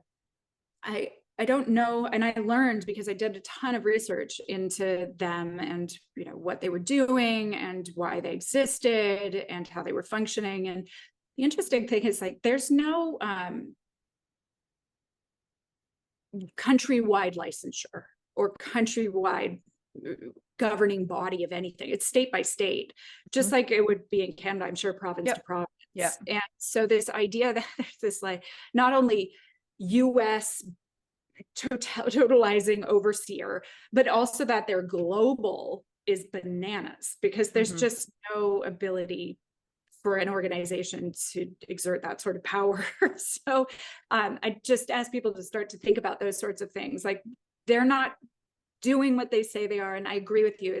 I find it really pernicious that they position themselves, and they're very crafty about how they language who they are and what they do. So they don't ever say that they're a governing body or anything like that, but they're position themselves as such. And I find that very sneaky and pernicious, especially in the yoga world. I'm like, talk about not being transparent. My goodness. And especially with because who falls for it, unfortunately, are the brand new teachers. inexperienced teachers who don't have any reference for how things were before Yoga Alliance and don't understand the industry. And so, of Yeah. course, they're going to, they're already probably dealing with some imposter syndrome as a new Totally. teacher. They're already nervous. They're already inexperienced. They're already not sure, is this little 200-hour piece of paper I have enough? And so it preys on that feeling of not qualified enough. And then Exactly. they think if they just do this, that now, okay, good, I'm legit. And it's like, well, no. Well, and I think it continues on because you get, I don't know what your experience is with this, but my kind of general assessment of the yoga world is it's chock full of people who are, actively recovering perfectionists, or people who've struggled with being perfectionists and really wanting to do the right thing and having really good intentions. And I'm sure there's people that that's not the truth for, but just the drive in the yoga world to like do good, be good, all of that is really strong. And when you get an organization positioning themselves as Yoga Alliance does, the person who's afraid of getting in trouble or doing the wrong thing and has that kind of history and coping mechanism is really kind of vulnerable to that sort of thing. And so they oftentimes continue on with it, not knowing all of the stuff we've talked about already. And then they're just kind of prey for that because it's preying on that part of them that doesn't want to get in trouble or be seen as, like you were saying, an imposter. And it's also like they don't want to be bad or not doing the right thing. I liked the analogy you made about the, state to state or province to province. So here's an analogy if that didn't land with somebody that's crystal clear in my previous life. So before I became a yoga teacher, I was a hairstylist. Yep. And in the province I live in Alberta, you had to do 1,400 classroom hours. Now, I don't know if it's still the same. And then 1,400 hours of apprenticeship. And then you had to write 2 written exams and do a hands-on exam. And if you passed all of those, you got a license to say that within that province, just within that province, you are licensed to do hair. Yeah. And then the province I'm living in now has, at this point, they used to have, but now they have no licensure for hair, which is insane to me. I mean, you're dealing with chemicals and blood and sharp things. Like what? Yeah. Anyways, so for example, in Alberta, you were held to a certain standard. You had to prove that you had done these hours. I mean, it was probably digital now, but we had like little books where we had to write the date and the hours, and we had to get our supervisor to initial, like it was very stringent. And then we got an actual license. But that doesn't happen in the yoga world. I'm not saying I want that to happen in the yoga world. Yeah, I don't. Me either. Just to be clear, not pro licensure over here in this camp. I'm Me just either. saying to have an organization that sort of lets you believe. Exactly. It's like, okay, here's an analogy. It's like dating someone who you just assume is single, but they've never actually said they're single. Exactly. Right? You just assume they are because, I mean, you're dating them. Because they haven't brought it up. Right. And of course they are. Right. And then to find out later, oh, you're not. And then have them say, well, I never said I was. Well, I never said it. I mean, which is it's exactly like, how they position themselves. Yeah. It's like, they don't really tell you they're not a licensing body until you really look into it. They just kind and you have to dig. You've got to they really just let dig. you believe that they are something that they're not. Yeah. Yeah. So, the only time that I've had this pop up with teachers is I had one reach out and say, so you're not Yoga Alliance registered? And I said, no, I don't believe in or support that organization. And I said, I'm registered with the International Association of Yoga Therapists, if that's helpful at all in any way. It wasn't, because she wasn't a yoga therapist. And she said, okay, but just to be clear, like when I take the course, like, do I get a certificate? And I was like, yes. Sure. Once you have taken the course and you have submitted all of your assignments, and I have marked them, because yes, people, I actually have assignments in my program. You don't just like sit there and fall asleep in the room and then graduate with a piece of paper. When you've done all of your assignments and I've checked them over, I will send you a certificate. And the certificate is basically just saying you took this course. Yeah. Right. I mean, that's all they are. I can't certify you to be a teacher because that's not a thing. But I can say, hey, I certify that you took this course with me and that you met the requirements of the course. Which is exactly how it even still works, even if the studio is or company is participating with Yoga Alliance. It's not Yoga Alliance that issues the certificate. It's the company you took the training from. And then you mail it into them and they call the company allegedly or email them saying, hey, did this person actually take your program? And then when they hear yes, they say, okay, fine, you can give us your $75 or $100 or whatever it is. That's it. It's not from a different place. So I'm always like, research the person and the organization that you're paying to take the course with. Yes.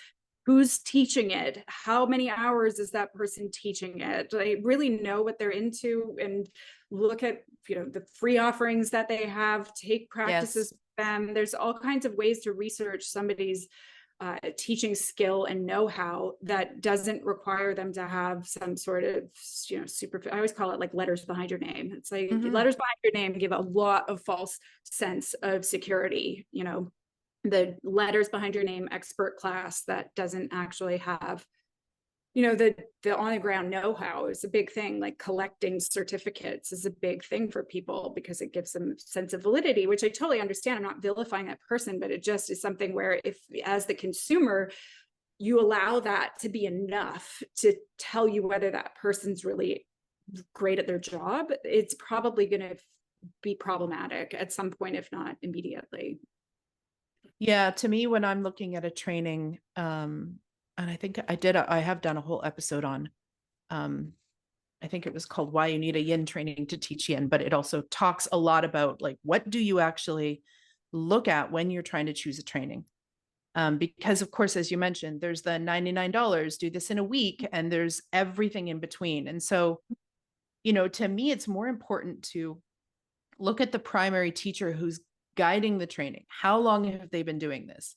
Where did they study? Who did they study under? What I also look at, for me, just personally, are there anything else that they've done outside of the yoga world? Yep. Now, I will say that that's not always the case. If I'm looking for a philosophy training, right. I'm not real interested. You know what I mean? Like if I'm going to sit down with someone and have them help me understand even a little bit of the Gita, it doesn't matter to me if they've taken 500 hours of anatomy at some university. Like that makes no difference, right? Yeah.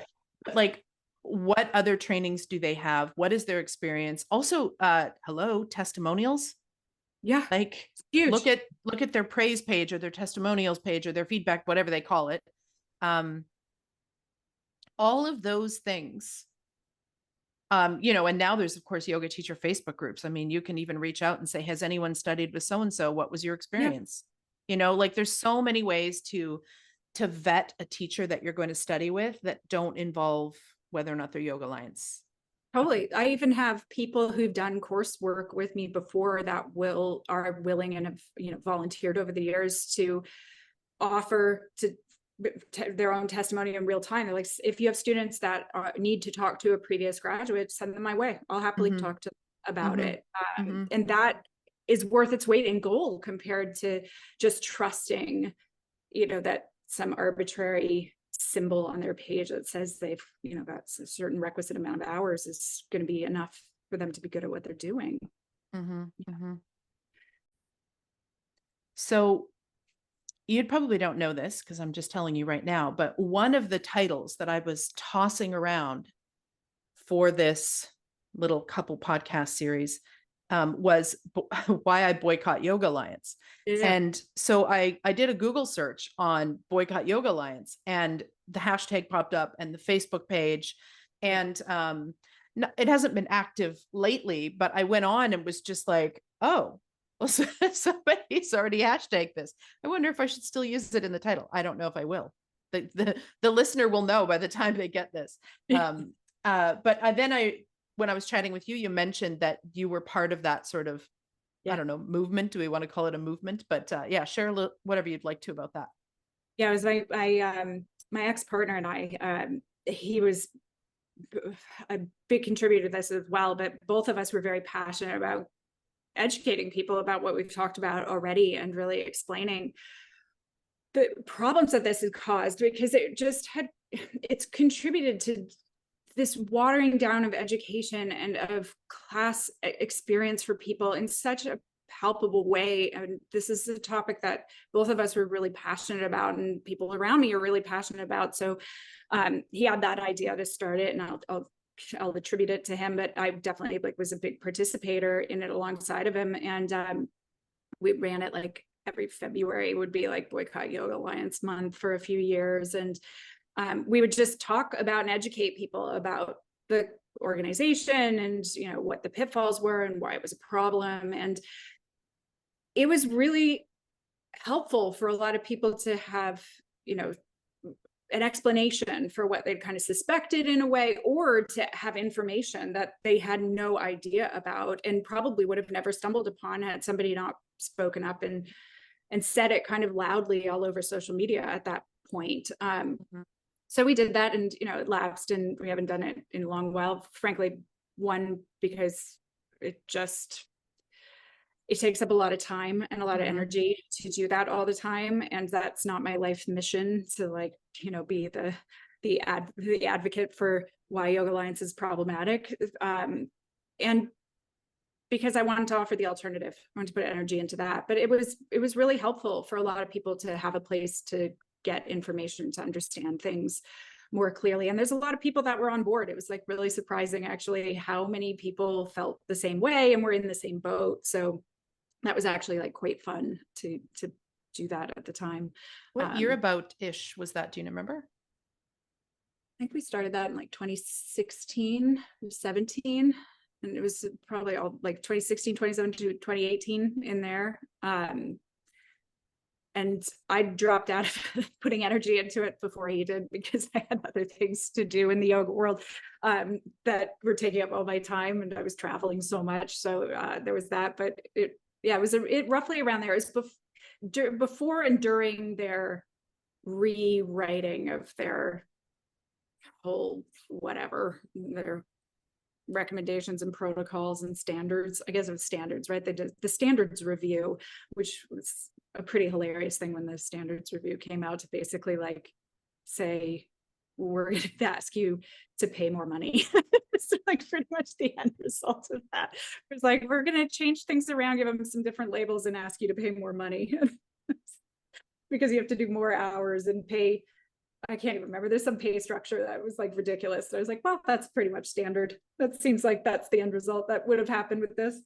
That makes sense, that time period, because I would say that kind of there, or just after, and even more so lately in the last few years, I just seem to see more and more yoga teachers dropping it. Yeah.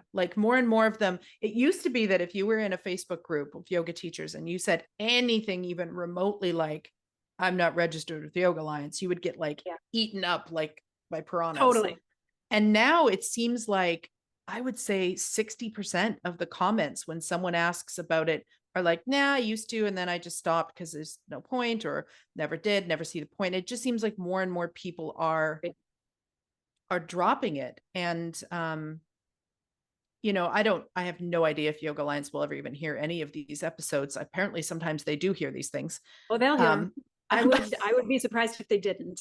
Okay, well, if they do, my invitation to them would be, now I do acknowledge that this is all just what I hear on podcasts, that at some point, Yoga Alliance in the States at least did do some good work with preventing certain states Correct. from licensing Correct. yoga, right? So they prevented the state from coming in on their high horses and saying, we will now govern yoga. And I'm all for that. And you know what? For that one, I tip my hat to you, Yoga Alliance. But here's my question. What have you done for us lately? Yeah. Or besides that, I mean, to be an advocacy group like that is preventing that for good reasons. And then as an industry could move our attention towards elevating standards on our own. And I'm always you want to make sure standards are good, make sure your standards are good. And the ethics that are part of this philosophy should empower people to, do great stuff without having to be governed by some external body. But I'm all for them, raising money to do that sort of thing. Yeah. But the whole other bit of it is but why? Well, it's just become a beast now. And It's a beast, yeah. And also, as you and I talked about before we hit record, at the time of this recording, so this is, what are we in? Almost 2024, almost. The yoga industry has been ravaged by COVID and COVID shutdowns, and we have lost numerous studios, and it's probably a little bit different depending on where you are in the world.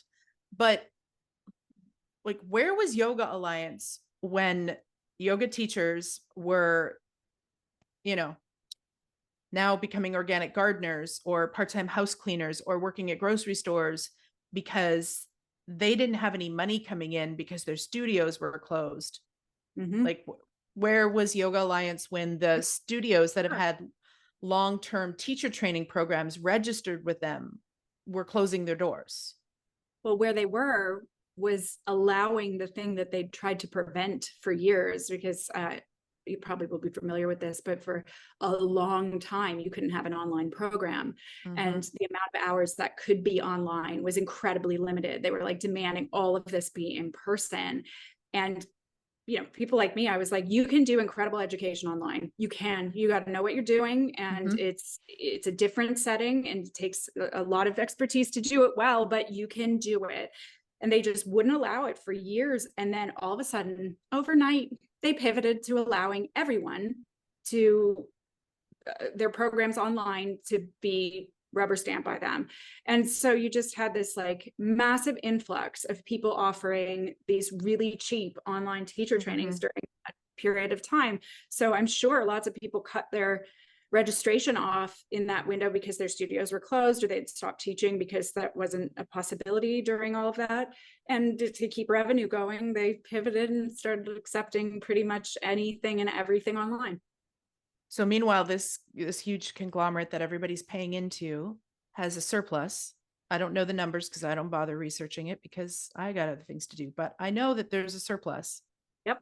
And there was no kind of a way that they reached out to the community and said, hey, dear yoga teacher, if you're about to be homeless, like, here's a thing you can apply for, or here's a grant, or I have no idea. As far as I know, but as far as I know, I wouldn't assume that they would do something like that. And it's interesting because, you know, I was under the impression at the time, and I don't know what they're allowing now online, that they were allowing programs. And I think the International Yoga Therapists Association also did this, and I don't know also what they're doing now with the online component, but they essentially said at first, like, any of the trainings that were already running, yes, you can complete them online, which totally makes sense, because I mean, what other option was there?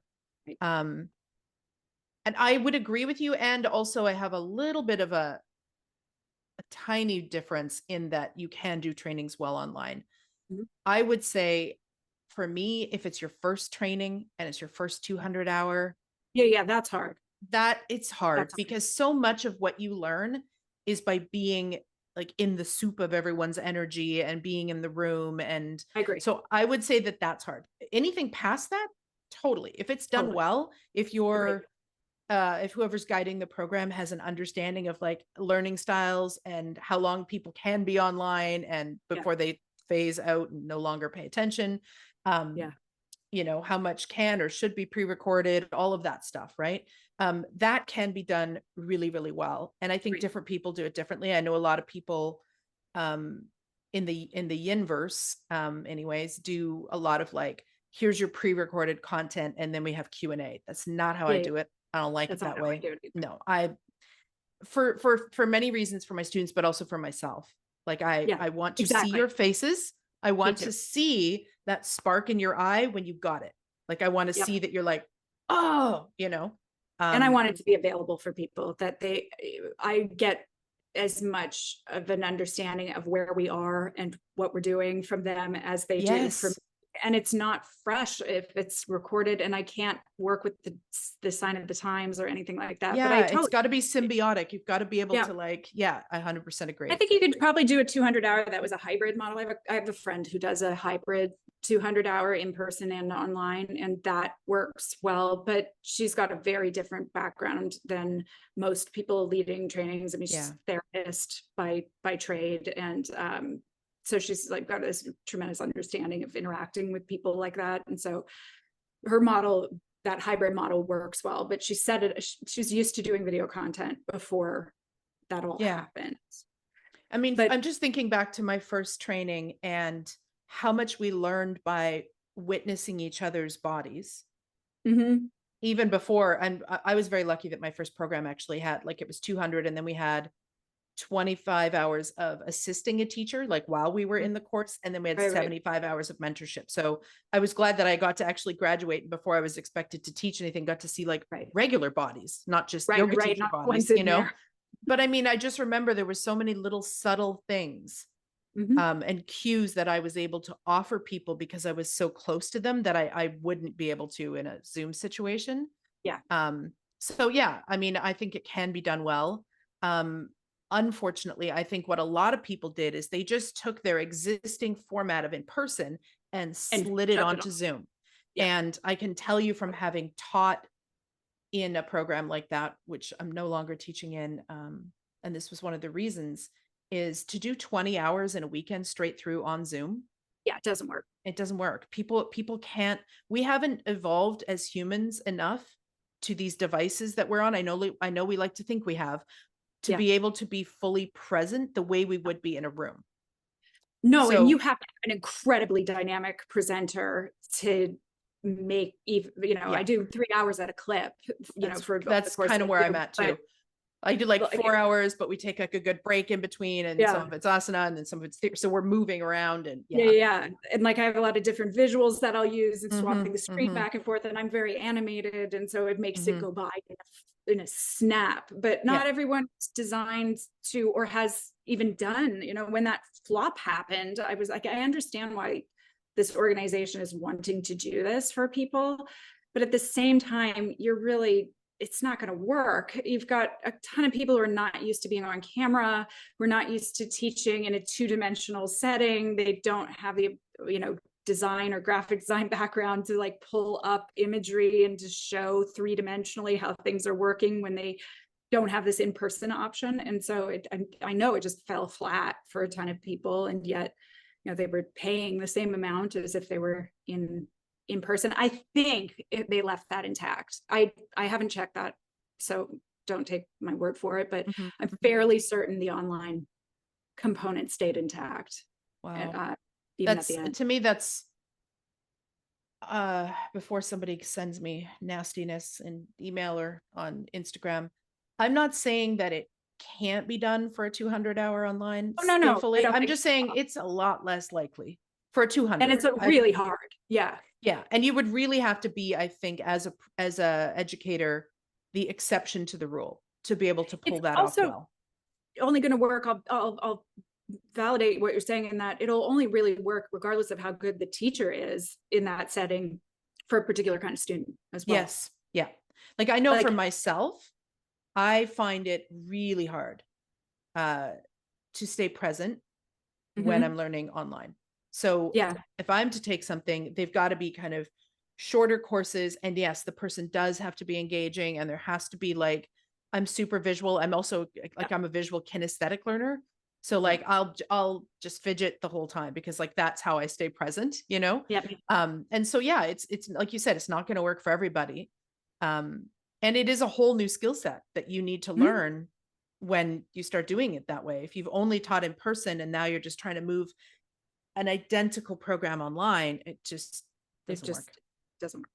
Yeah. But that's where they were during all that. It seems like how they continued to collect revenue. And I think a lot of the other reasons that people have opted out is not only just that they don't see a benefit in it, but also it costs money. And if you're not getting anything out of it and it's not functioning as a real governing body or a licensure, which again, I'm with you, I'm not advocating for that. And that's a whole other conversation for why I don't advocate for licensures, but We can have that chat at another yeah, time. exactly. Like, trust me, I understand all the arguments from all the sides, and I have strong opinion about why I don't think they work. But that said, especially for something like this, I think there are things like, I don't want my medical doctor to not have a licensure, but there's like a way glut of things that don't need licensing that require it at this point. But if you're not getting anything really out of it, to spend that when the oftentimes income amount that people, when they're doing this, especially like part-time or brand new, they can be in the red the whole time. And now, they're adding a cost that doesn't actually help them at all. It's not going to help them get jobs. It's not going to recommend jobs for them. I get why studios do it in a way, because there is this whole like cyclical back padding kind of thing that happens, where there's the Google search if you Google search for yoga teacher trainings, the things that are going to pop up first are all Yoga Alliance. So there's a Google algorithm component to it, where if you're registered with them on their site, they're pumping your programs up to the top. They're a bigger fish on the internet. Yeah, for sure. Exactly. So I get why studios feel obligated in a way to do it, but I just am like, come on, there's a way out of that. You don't have to do it. Sometimes you'd be surprised not participating in the very thing that you think you have to participate in to get people to participate. Actually, when you're not doing it, more people are interested in what you're doing because you're doing a really good job, and you're having to make sure you can stand on your own accord, and you don't have this, rubber stamp backing you up when you don't have the capacity to do what you say you're offering. And I think it causes people to be much more ethical about what they're doing in a lot of ways. Now, of course, there's the exception to that. Of course, there's people who are going to use it. But there's the exception to that within they're doing it already. Exactly. It's like, I know of a case locally where there was a guy who, and it took, I think, three studios here locally that had Yoga registered programs, constantly berating Yoga Alliance about this guy. But he was literally just like signing people up and taking their money, and like, yeah. And so, being registered with Yoga Alliance doesn't make you more saintly. It doesn't make you more moral. It doesn't make you more accountable.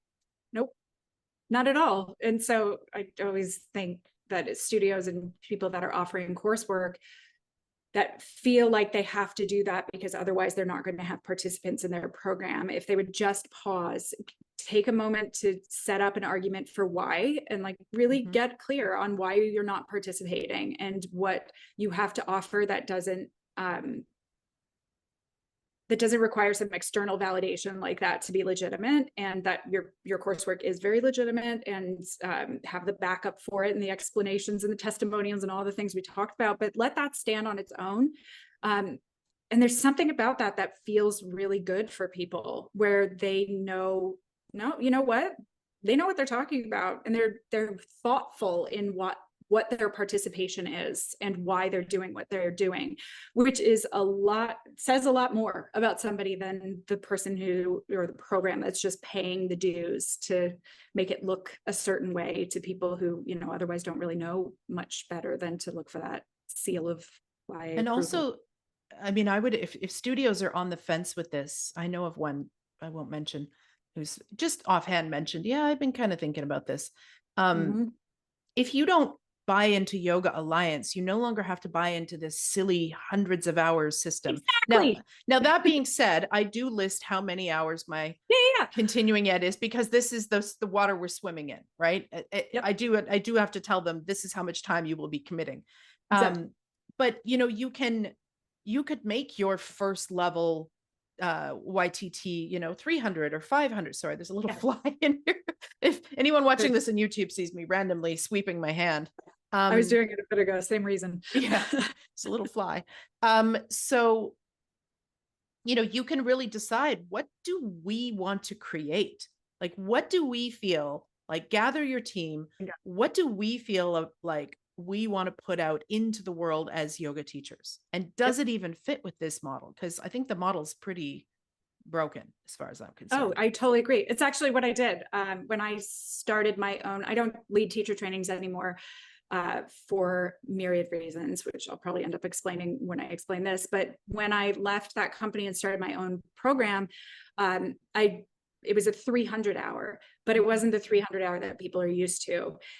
I made it 300 hours to buck back against the system and the familiar numbers that people are used to. But the course was offered only to people who wanted for sure to teach. There was an interview process, an application process where they had to have been practicing for 5 years. They had to show me their verifiable background. We got on the phone with each other before I approved their application. So they either had to want to teach and had not taken a program yet, or they could have taken a program and be teaching already, and they wanted to further their education because frankly, in a lot of ways, both groups need the same thing. So that was who would come, and it was 300 full hours in person, plus all the, at home stuff that they had to do in between sessions. And it wasn't Yoga Alliance registered, and it was great. It's great. We had a great time, and they got great education out of it, so far as I understand. And then at the end of that, I was like, you know what, my actual area of expertise at this point is educating teachers, like doing continuing ed, or educating people who aren't teachers, but really want to understand yoga from a philosophical angle, or want to understand how to adapt their practice, and both need the same thing so they can join coursework. So now I just offer, essentially continuing ed coursework for teachers and students, but I list the hours because, like you said, they have to know how much time commitment it is, but otherwise it doesn't conform to any 200 or 300 hour model at all, or 1,000 or whatever. I'm like, there's that system is so boxing in, and the categories you have to seemingly submit your syllabus to qualify for it are so arbitrary in certain ways. And the sky's the limit. You only feel limited right now because you are by this set of parameters, and the sky's the limit with what you can create. And I'm always like, create the thing that is underserved. The area you see that needs correcting, and you have the expertise for it. Create a program that does that, and don't worry about what their numbers are or whatever their recommendations are. Just literally solve the problem. My first teacher training had an application process. We had to have been teaching or practicing, I can't even remember, I think it was like 5 years or something at least. We wrote an essay about why we wanted to become a yoga teacher and why we chose this program. We needed a letter from a recommending teacher.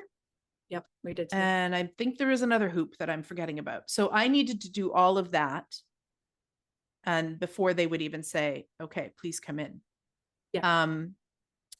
And if anyone is trains 200-hour teachers as a studio, or just as a teacher, or if the Yoga Alliance is listening, here is another way that you could improve the standards, is actually have an application process.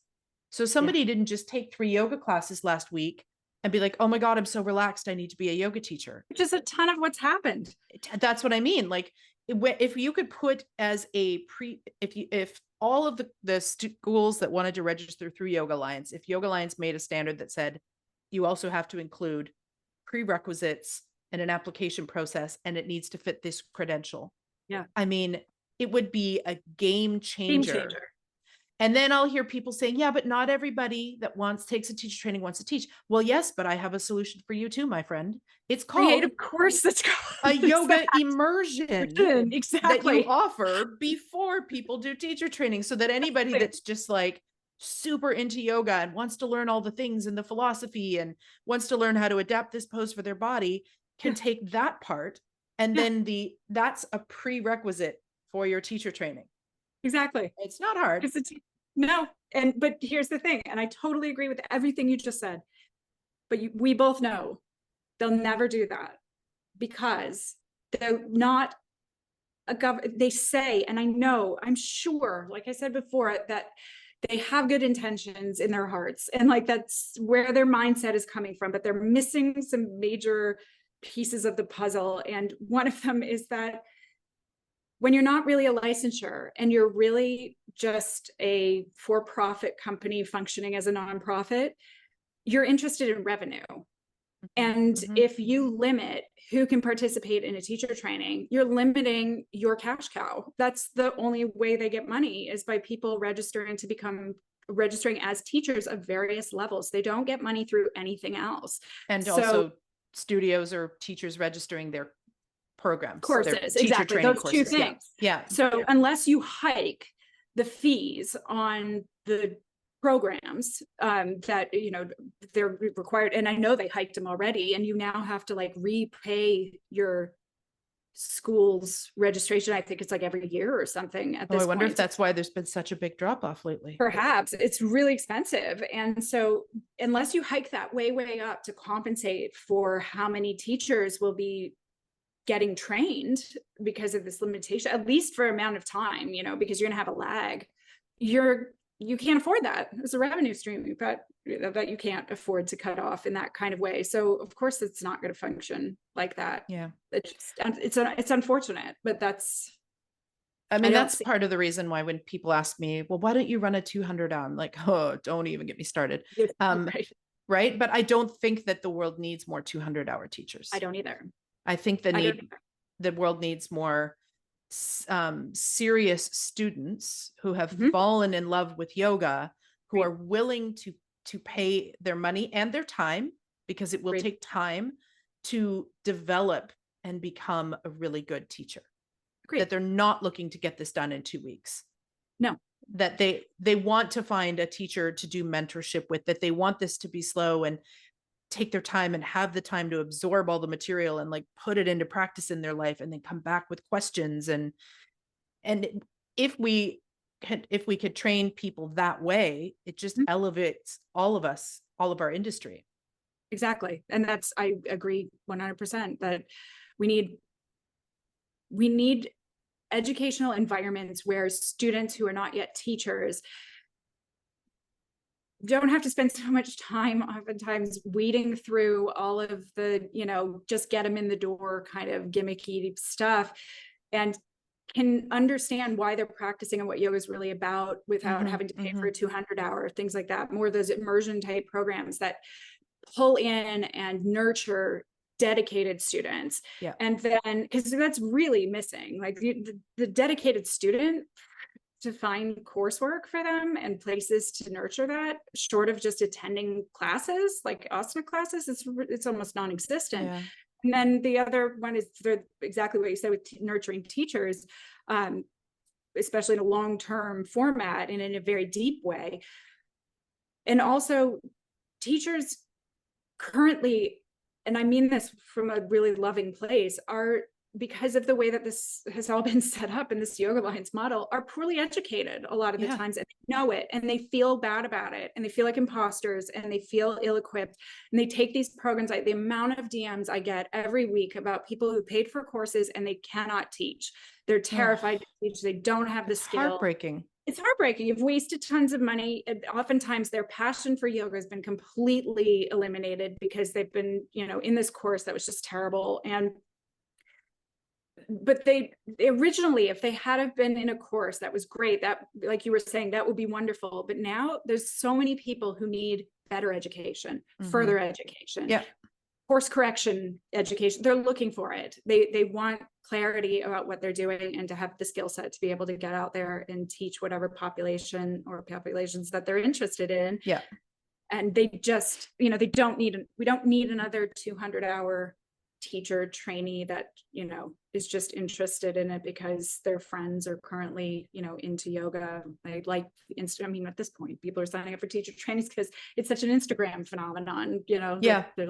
It looks cool. It's cool. I remember having a teacher, somebody who hadn't taken her teacher training yet, say to me, I ran into her. I was running through downtown, kind of in between class. It was the classic thing of like, had taught a lunch hour class, had a little gap, and then was going to teach 2 evening classes back to back, you know, the classic yoga teacher thing.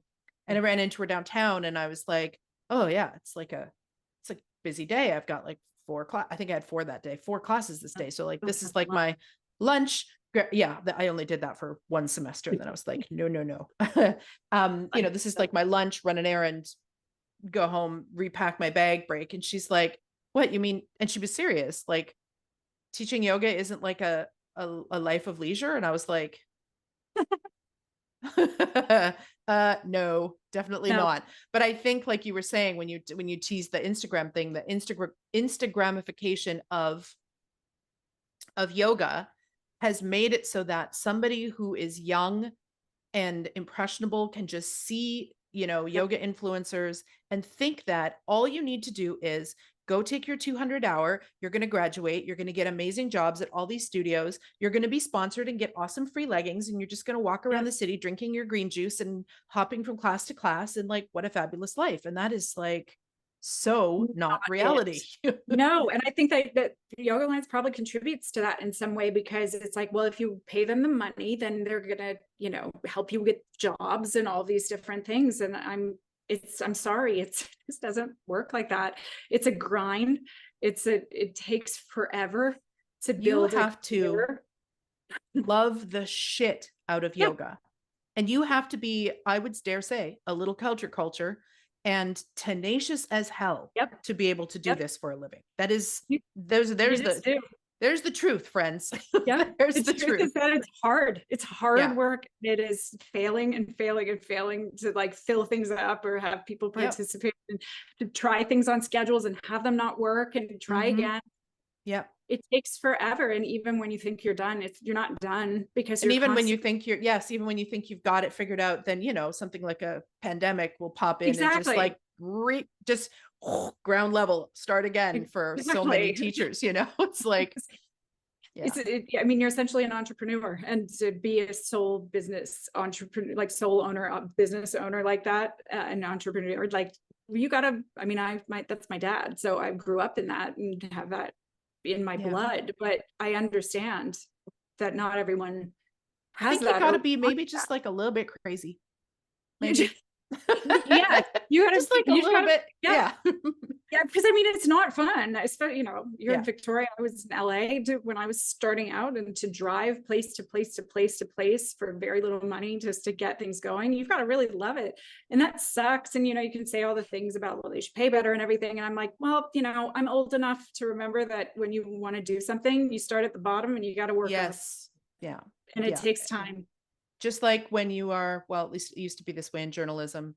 You know, we always see it in movies where it's like the budding journalist just graduates, and what are they? They're the coffee person. Exactly. For like 2 years. And then somebody's away on assignment and some case pops up and you're lucky you happen to get to go and do your interview. And that's how you actually even get your name on a headline. And I feel like the yoga industry has lost or never had. I mean, well, no, it was there when I was training. It was very clear that like we start here and we devote ourselves and we dedicate ourselves and we get mentorship and we work hard and we study hard and we, you know, that like that was there. But somewhere along the line in the sort of assembly line of yoga teachers, that part has gotten lost. So I mean, I have that same background too, where it was instilled in us that it was going to be incredibly hard work to build something in this field. And that, you know, even for everyone that tried, not everyone would inherently be successful at it for so many different reasons. And not because they're not a good teacher. That's exactly. Like there's the lightning in a bottle, right place, right time is a whole bunch of it as well. And just I don't feel like the world is terribly transparent about that at this point. But I always think about, you're talking about journalists, and I was like, I have so many friends that were lawyers. Same thing. Like coming out of law school, I'm like, good luck if you think you're going to, you know, be Tom Cruise and A Few Good Men, and you're just going to be trying that case, you know, right out of law. No, I'm sorry. You know what you're gonna do? Doctors have to do a whole shift in ER where they don't sleep for days on end. I'm not sleeping, and like, you know, the payoff is there down the road. But even in those models, not everyone makes it, because not everybody's designed to, and all kinds of things outside of your control. But I just feel like anything that kind of shrifts that or makes it seem like it's easier than it's going to be, including a rubber stamp, it does people a disservice. Because if you really love it, it doesn't matter. You don't care if you're going to succeed or fail. That's your aim, but you're loving it along the way, even when it's like really miserable and you're like, I can't believe I'm getting up at 5 a.m. to go and, you know, teach this class halfway across town for, you know, $40 or whatever it is. And you're like, you know what, but I'm going to do it because it's part of the building block. And I love this and I want to share it with other people. And at the end of the class, it feels gratifying, and you know, you're like, it was worth it. But I think I managed to be a bit more comfortable with it than most, again, just because of my previous career as a hairstylist. You're self-employed too. So same, but different. You know, it's like I had to get behind the chair. I had to build up my clientele. We worked on commission. I didn't make any money if no one was sitting in the chair. So it was you know, that kind of, now, mind you, I did hair long before social media. So, you know, that was a very different era, but still there had to be this, like, Sure. you gotta want it. You gotta Yeah. eat, sleep, and breathe it. Yeah. And, you know, there's nothing wrong with doing this sort of thing part-time and all that, No. but like, by all means, By honestly, all means, please in feed yourself. certain ways. Yes, exactly. Yes. But this whole, it's just going to be easy, just, you know, pay for the program, get the stamp, you know, climb the ladder, get the thousands of social media followers, and it'll all be whatever. I'm like, that's just not how it works in real If life. that was the case, I would be a millionaire. Yeah, exactly. Me too. Because I've been doing it long enough. Yeah. Exactly. Well, maybe we'll start to wrap it up with that. If you could, Alex, let people know, you know, here's your like 2-minute, go ahead and tell us about your programs and your website. Gosh. Yeah, let people know what it is that you offer for programs, and where they can find you. And of course, it'll all be linked in the show notes as well. Awesome. So the easiest place to find me is on Instagram. I'm just Alexandria Crow Yoga. That's the place I in general am. I offer 2 courses. One is called Deconstruct to Reconstruct. It's the anatomy course that breaks down the current practice models, and is interested in accessibility and sustainability and creating practices that work for anyone who wants to participate in for a lifetime instead of worrying about injury. And then I offer a second course called Yoga Student Training, and it's exactly what we were talking about. It's for teachers who feel a call to understand yoga philosophy better. They texts like the sutras and the Gita are what we spend our time on over the year. And it's also for students who are interested in yoga, aren't interested at this moment in time in being a teacher, but really want to have a deeper understanding of why they're practicing and what the practice is all about. So we spend all our time on those texts over the years. And those are the 2 online courses that I've run at this point, but I do a bunch of, you know, free little things and little anatomy modules and things here and there, and I can all be on my social media. They'll all be shared there, so you can find them there. Sweet. And your website? Yogaphysics.com. Brilliant. Thank you so much. You're so welcome. My pleasure. All right. We'll say our proper goodbyes when I stop the record, but thanks for coming. Of course.